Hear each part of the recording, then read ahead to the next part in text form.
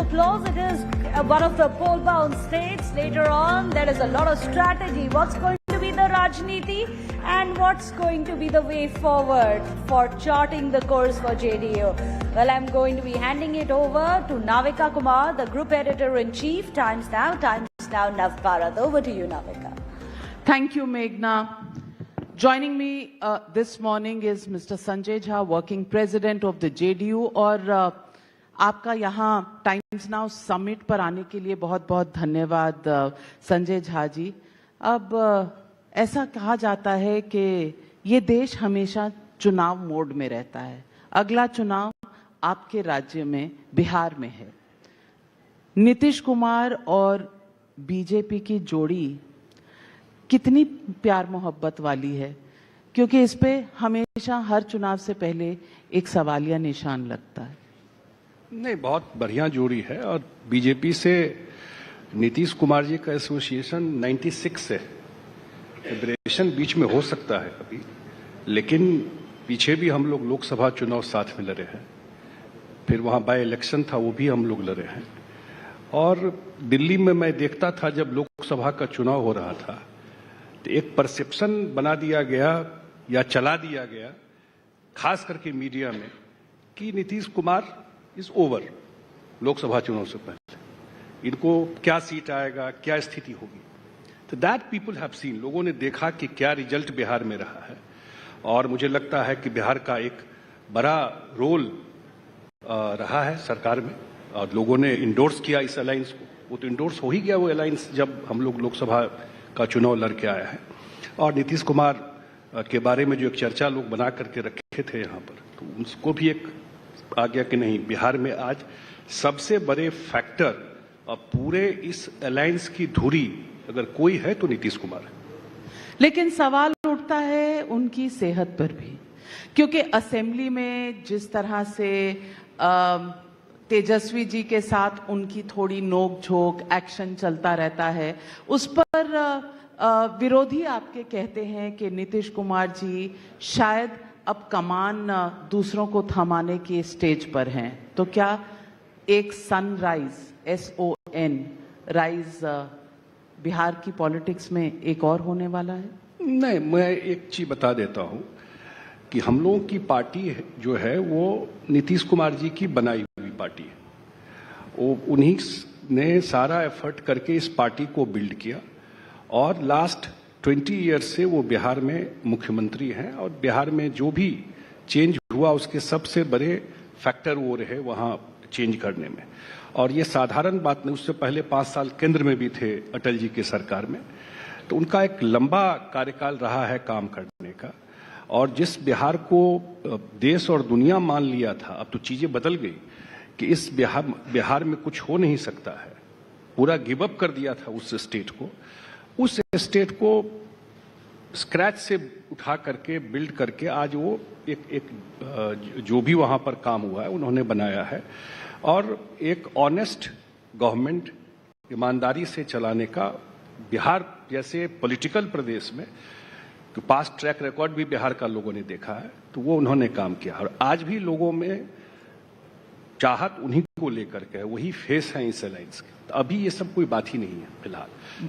BJP support कर रही है कि उनके फेस के साथ, यानी कि उनको भावी मुख्यमंत्री प्रेजेंट करने के लिए अग्रीमेंट हो चुकी है? हाँ, उसमें कहाँ कोई डाउट है। उन्हीं के फेस, उन्हीं के नेतृत्व में हम लोग 2025 का विधानसभा चुनाव लड़ेंगे।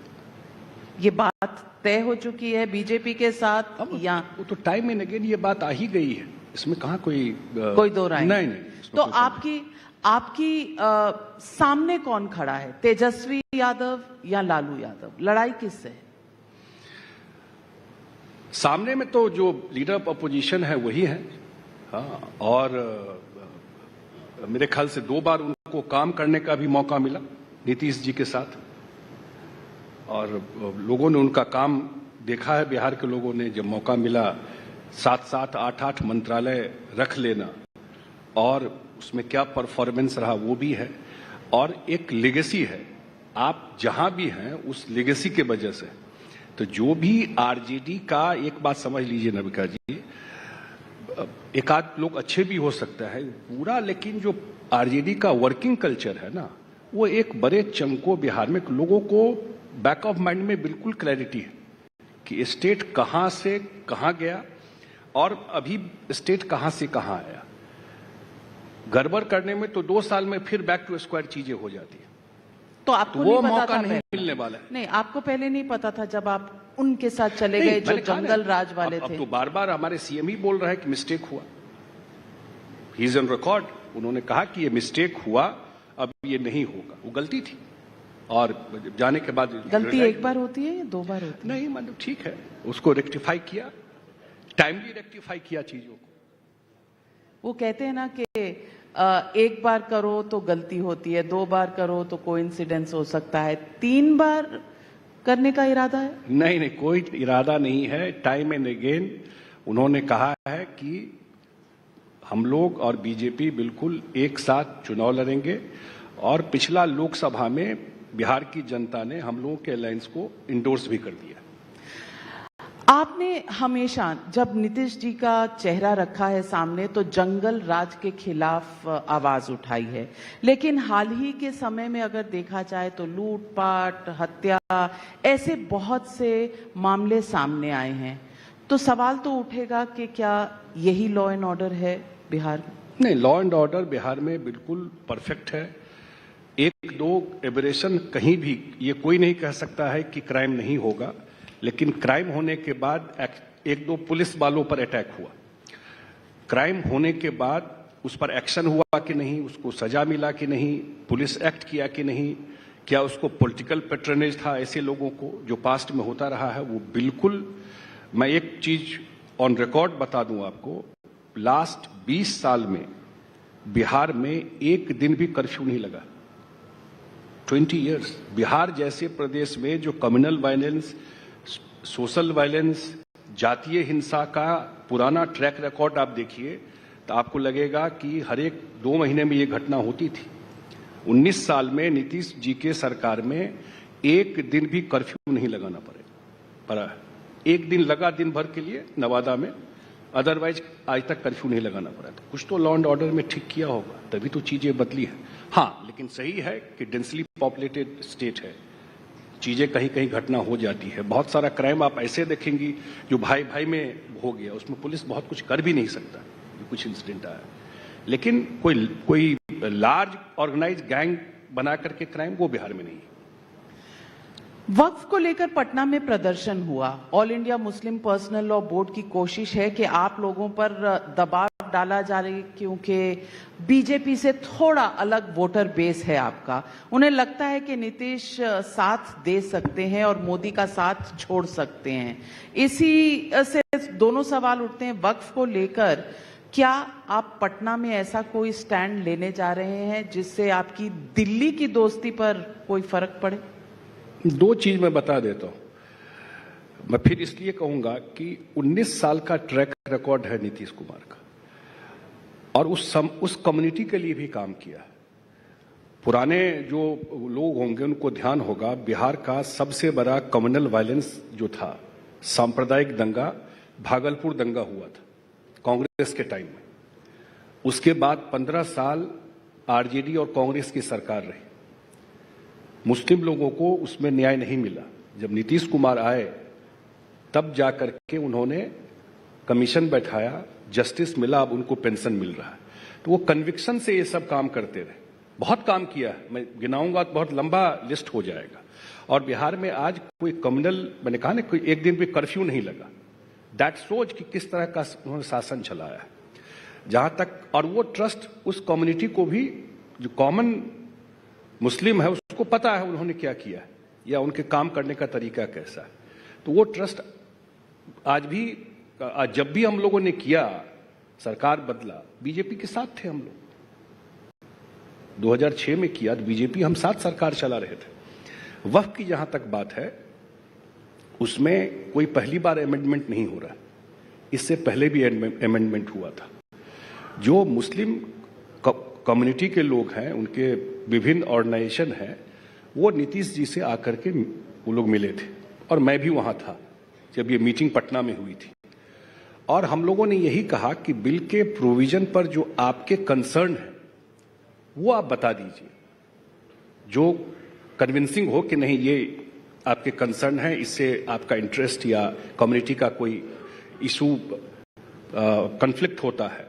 और हम लोग जो हमारे जेपीसी में मेंबर हैं वो भी वहां बात रखेंगे और सरकार में भी हम लोग जाके बात रखेंगे।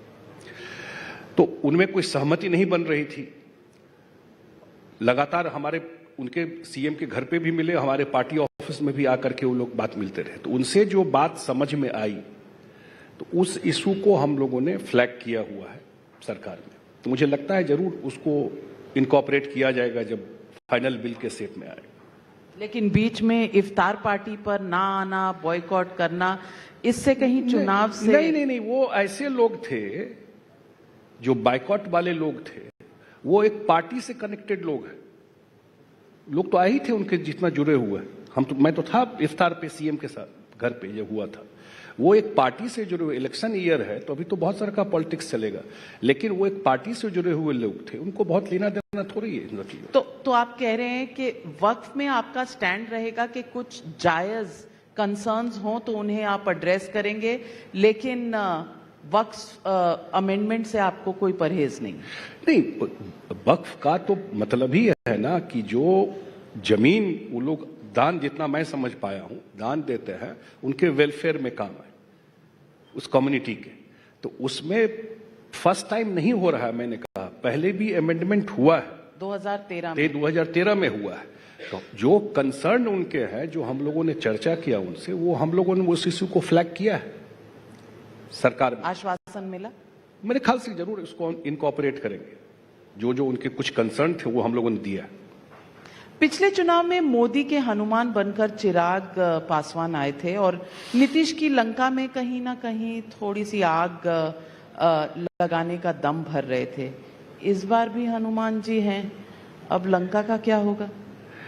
नहीं, हमको लगता है हम लोग पिछली बार, आप सही है कि पिछली बार चुनाव में मुझे पर्सनली पूछिएगा तो पर्सनली इसलिए मैं आज पार्टी नहीं, लेकिन मुझे लगता है कि पिछली बार 2020 में निश्चित रूप से ये कंफ्यूजन नहीं हुआ रहता तो वो परिस्थिति विपक्ष की नहीं होती जितना सीट वो जीते थे। ये सच्चाई है। लेकिन इस बार हम लोग साथ पार्लियामेंट का चुनाव लड़ रहे हैं, जो पांचों पार्टी है, और आगे असेंबली भी हम लोग साथ लड़ेंगे। इस बार हमको नहीं लगता है कि आपस में कोई कंफ्यूजन हो। तो अब पासवान, चिराग पासवान छोटे भाई हैं? बिल्कुल छोटे भाई हैं, बिल्कुल साथ है। नीतीश जी भी उनके चुनाव प्रचार में गए थे हाजीपुर में, उनके लिए कैंपेन किए। वो भी हम लोगों के पार्टी के लिए आकर के कैंपेन किए थे। इसलिए कहीं कोई खटा ना, बिल्कुल नहीं। और उधर जीतन राम मांझी भी कह रहे हैं कि 40 सीटें हमें दे दो, हम ही सरकार बनाएंगे। अब मुझे नहीं लगता कि सब ज्यादा विवाद होगा। जब सीट का बंटवारा पार्लियामेंट के चुनाव में भी हुआ तो एमिकेबली हो गया, और विधानसभा के चुनाव में ये क्या सिर्फ पोजीशनिंग है मांझी साहब? अब पॉलिटिक्स में आप बेहतर जानती हैं, ये सब तो चलता रहता है। मैं नहीं जानती। नहीं, वो सब तो पॉलिटिशियन आप हैं, पार्टी के अध्यक्ष आप हैं, वो चलता रहता है पॉलिटिक्स में। लेकिन जब फाइनल लोग बैठते हैं तो जो ग्राउंड रियलिटी है उसी के बेसिस पर फिर सीट तय होता है। लालू जी निकल चुके हैं, वो कैंपेन कर रहे हैं, तो तेजस्वी जी के साथ अगर आपको लगता है कि कुछ लोग अच्छे हो सकते हैं, सारा लालू जी का जंगल राज था, तो आपको लगता है कि पिछली बार की तरह इस बार भी तेजस्वी कोई करिश्मा करके दिखा पाएंगे? क्या करिश्मा था पिछली बार? अभी तो चर्चा किया आपसे कि कुछ कंफ्यूजन इस अलायंस में था। सच्चाई है ये। कुछ लोग टिकट बीजेपी के लोग भी जाकर ले लिए थे उस पार्टी से। सच्चाई है ये। तो कुछ कंफ्यूजन रहा उस चुनाव में, जिसका एडवांटेज उनको मिल गया था। कोई करिश्मा नहीं था। करिश्मा तो 20 साल से हम लोग सुन रहे हैं, चुनाव लड़ ही रहे हैं। लालू जी जाए हैं चुनाव प्रचार के लिए। एक चुनाव बता दीजिए था। मैंने कहा ना, बिहार के राजनीति का धुरी नीतीश कुमार है। वो तो हर एक 2005 से ही हम लोग देख रहे हैं, टाइम एंड अगेन। लोकसभा, विधानसभा, सारा चुनाव का डेटा निकाल कर देखिए ना जो क्या रहा है। लेकिन नीतीश जी तो तेजस्वी जी के साथ आजकल असेंबली में बड़ा दिखते हैं, उनकी दाढ़ी पर चर्चा कर लेते हैं, उनके खाने के बाद जो वो कुछ खा रहे होते हैं सुपारी सौंफ, उस पर भी चर्चा कर लेते हैं। तो कोई ना कोई तो आपका वहां पर बिहार के राजनीति में मैं एक चीज देखा हूं कि ठीक है पॉलिटिकल लड़ाई एक बात है, लेकिन पर्सनल लेवल पे नॉर्मली मैं देखा हूं कि रिलेशन हम सब भाई हाँ रिलेशन ठीक ही रहता है, कोई ऐसा नहीं रहता है। पॉलिटिकल लड़ाई ठीक है, आइडियोलॉजी का लड़ाई होगा, ये होगा, लेकिन पर्सनल लेवल पे कोई बहुत ये हो वो नहीं दिखता है। और जहां तक नीतीश जी की बात है, अब ये लोग थोड़ा एक जनरेशन गैप बने, ओल्ड स्कूल वाले, तो वो ओल्ड स्कूल मैं इस सेंस में कह रहा हूं कि वो लोग एक ट्रेडिशनल पॉलिटिक्स से, स्टूडेंट पॉलिटिक्स से निकल करके और चीजें बहुत सारी बदल गई है, टेक्नोलॉजी बदल गई है, तो वो उतना उन सब चीजों से वो उनको शायद उतना वो नहीं रहता होगा, इसलिए अदरवाइज तो वो पर्सनल रिलेशन में, उनके पर्सनल बिहेवियर में अभी वो कितना बड़ा यात्रा किया है। इस पूरे ठंड में जब 4 डिग्री टेम्परेचर था, वो पूरा बिहार के एक एक जिला में घूम करके रिव्यू किया, और जब सीएम किसी डिस्ट्रिक्ट में जाकर के रिव्यू खुद करते हैं तो ग्राउंड पे बहुत सारा चीज एक्टिवेट हो जाता है। पूरा उनका यात्रा ही था, प्रगति यात्रा करके कैंपेन उन्होंने चलाया। अभी कांग्रेस का क्या रोल रहेगा? ये जो इंडिया अलायंस है, ये जो महागठबंधन है, बिहार में आप कांग्रेस को कैसे देखते हैं? और कांग्रेस और आरजेडी जब मिल के अगर लड़ती है तो उस पावर को आप कैसे देखते हैं? कांग्रेस तो जीरो है बिहार में, कांग्रेस का क्या है बिहार में? पर 1 और 1 11 है ना, तेजस्वी जी और राहुल गांधी। कब हर एक पिछली बार नहीं लड़े थे 2024 में? बिहार में कांग्रेस का कुछ नहीं है, देश में ही कुछ नहीं है, बिहार में तो और जीरो है। कांग्रेस का क्या है? 99 सीट है उनकी। कहां पर? लोकसभा में। आप अरे ये तो कंफ्यूजन करके जो भी सीट आ गया, हाल नहीं देख रहे हैं कांग्रेस का। हम लोग तो देखते थे ना इंडिया गठबंधन में, सही है, मैं तो जाता था नीतीश जी के साथ, हम लोग तो हाल देखे, उसका कुछ नहीं होने वाला। अच्छा, तो आप अंदर मीटिंग में जाते थे तो क्या हाल देखे? हमको नहीं बताइए ना। हमको तो नहीं लगता है कि कोई सीरियस व्यू कोई देश को लेकर के है। अगर कोई विपक्ष का ही रोल है, कोई आइडियोलॉजी है, कोई आइडिया है देश को लेकर के, कुछ करने का सोच है, हमको नहीं लगता कहीं से कोई फोकस्ड कोई समझ है इस देश के बारे में भी। लेकिन अंदर में कोऑर्डिनेशन कैसा दिखता था आपको? नहीं कुछ दिखा, तभी नहीं ये हुआ, कुछ था ही नहीं। वहां एक दूसरे से रूठते मनाने में समय निकल, वो भी निकलता था। प्लस नीतीश जी का हमेशा था कि भाई अगर किसी को चैलेंज कर रहे हैं तो आप अपना एजेंडा भी देश को बताएंगे ना कि आप क्या चाहते हैं। सिर्फ हम किसी को क्रिटिसाइज करना या किसी को ये करना, ये कुछ था ही नहीं। टाइम एंड अगेन वो ये बात बोलते थे, क्योंकि ये सच है कि इस गठबंधन बनाने में उनको ये नाम से भी नीतीश जी को प्रॉब्लम था कि इंडिया नाम क्या होता है, विरोध किया था उन्होंने। कन्वीनर भी नहीं बनाया। नहीं, मैं उसकी बात नहीं कर रहा हूं कि वो, लेकिन वो सही है कि पहल तो नीतीश जी की थी। नहीं, क्रेडिबिलिटी लगा करके सब लोगों को इकट्ठा किया, ये सच है। लेकिन नीतीश जी को भी जब लग गया कि भाई इन लोगों के साथ बात करके, या इनका तो कोई, खास करके कांग्रेस पार्टी या उनके जो लीडर थे, उनको ये लग गया कि इनमें तो कुछ है ही नहीं दम, तो बोले कि भाई इससे कुछ नहीं हो सकता। वो तो आइडिया ही लग गया देख करके। तो राहुल गांधी के बारे में उनके क्या विचार थे? हम तो बताए, जब समझ आ गया कि इन लोगों का कोई व्यू देश को लेकर के, न देश की समझ है, कोई भी एक जागरण, कोई स्लोगन कहीं से जातीय गणना, अब नया आप कॉन्सेप्ट सुन रहे होंगे। बिहार अकेला स्टेट है जो नीतीश कुमार जी ने जातीय गणना करा करके पब्लिश किया। जब मुंबई के मीटिंग में नीतीश जी बोलते रहे कि इसको इनकॉर्पोरेट कीजिए एजेंडा में, कि हम लोग सरकार में आएंगे, कांग्रेस बैक डाउन। आज देखिए कितना प्रवचन दे रहा है उसमें। तो इसलिए नीतीश जी को समझ में आ गया, और हम लोगों का ओल्ड ट्रस्टेड अलायंस रहा है एनडीए का, उसमें अब ठीक से चल रहा है काम बिहार का। डबल इंजन की सरकार है, अच्छा काम हो रहा है बिहार। डबल इंजन की सरकार है ना, 2 बजट आया अभी, ये बीच में रूठना मनाना फिर क्यों होता है? कन्विक्शन नहीं है क्या? नहीं, कन्विक्शन से ही होता है। अब एक साथ रहते हैं, कभी हो जाता है, घर में हो जाता है, तो क्या करिएगा? भाई भाई में लड़ा, भाई भाई में हो जाता है, तो इसमें क्या करिएगा? पर कोई घर छोड़ के थोड़ी चला जाए। हाँ, लेकिन दुश्मनों के साथ नेचुरल अलायंस यही है बिहार के पॉइंट ऑफ व्यू से, अदरवाइज भी। तो आप क्या बीजेपी के साथ सहमत हैं? 4% मुस्लिम रिजर्वेशन जो अभी कर्नाटका में हुई है फॉर कॉन्ट्रैक्ट्स, आप बीजेपी तो इससे सहमत नहीं है, कॉन्स्टिट्यूशन के खिलाफ कहती है। जेडीयू का क्या? देखिए, जो संविधान सम्मत बात है उसी पर हम लोग हैं, और और बिहार में हम लोगों ने जो मॉडल बनाया है वो सबको लेके चलने वाला है, सबको। और बिहार एक बड़ा ही डिवाइडेड सोसाइटी पास्ट में रहा है, और वही मॉडल लेके हम लोग चलते रहे हैं, और उसी पर बिलीव करते हैं जो संविधान सम्मत बात हो वही होना चाहिए। संजय झा जी, बिहार पीछे नहीं रह गया। आप कह रहे हैं 20 साल से नीतीश जी हैं, कुछ बड़ा है, लेकिन आज भी ब्रिज बनते हैं तो गिर जाते हैं, टूट जाते हैं, वही बाढ़ की सिचुएशन है। बिहारी देश में और दुनिया में बहुत आगे निकल गए, लेकिन बिहार कहीं पीछे नहीं छूट गया। मैं 2 मिनट इसमें समय इसलिए दीजिएगा कि ये इंपॉर्टेंट इशू है, इसको मैं क्लैरिफाई करना चाहता हूं। क्योंकि नीतीश कुमार जब काम शुरू किए तो ये जानना जरूरी है कि उनको बिहार का डिवीजन हो गया झारखंड से, मिनरल्स उधर चले गए। मैं जिस एरिया से आता हूं पूरा एरिया फ्लड आता है हर एक साल। फ्लड कोई बिहार का इशू नहीं है, सारा पानी नेपाल से आता है। नेपाल से बात करके हाई डैम बनाना, भारत सरकार उसके लिए बात कर रही है, स्टेट कर नहीं सकता है। विद ऑल लिमिटेशन, एक गवर्नेंस का फीलिंग भी खत्म हो गया था उस स्टेट में।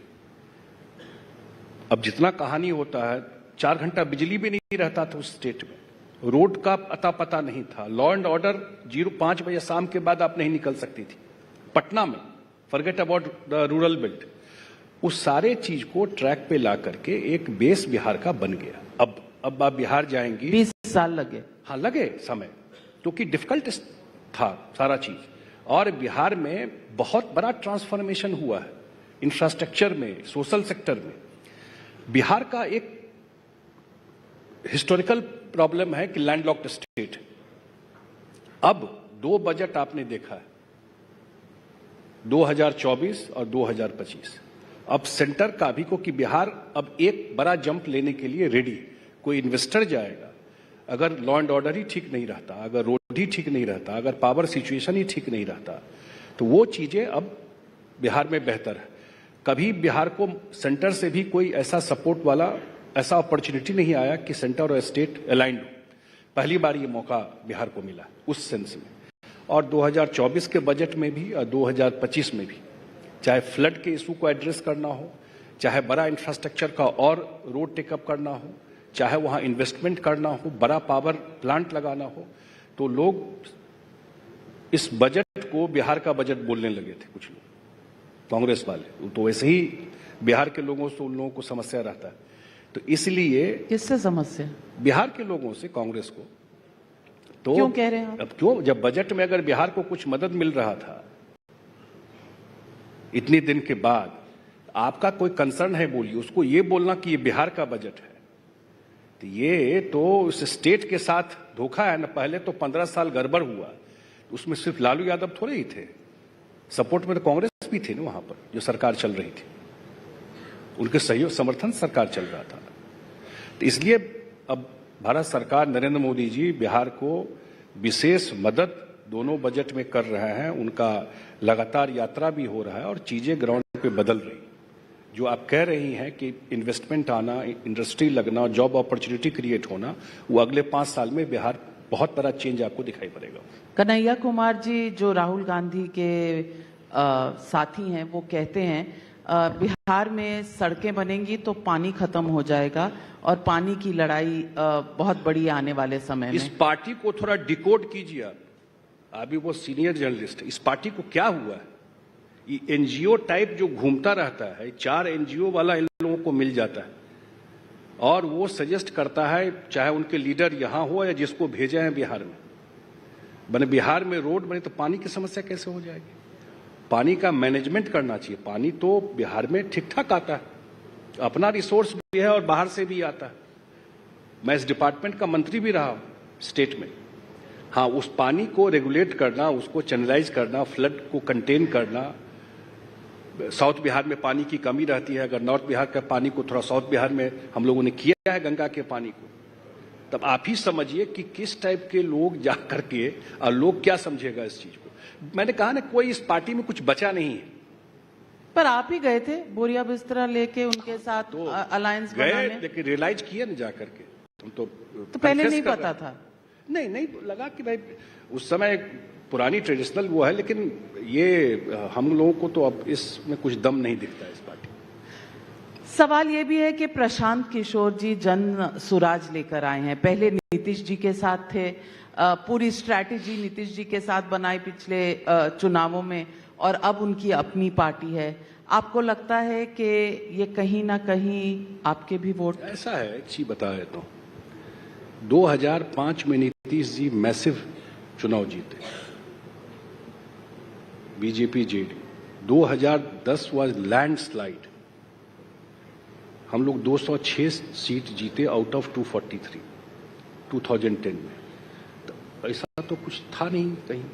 एक चुनाव 2015 की आप बात कर रहे हैं। तो बिहार में 3 मेन पिलर है, एक आरजेडी है, एक जेडीयू है और एक बीजेपी है।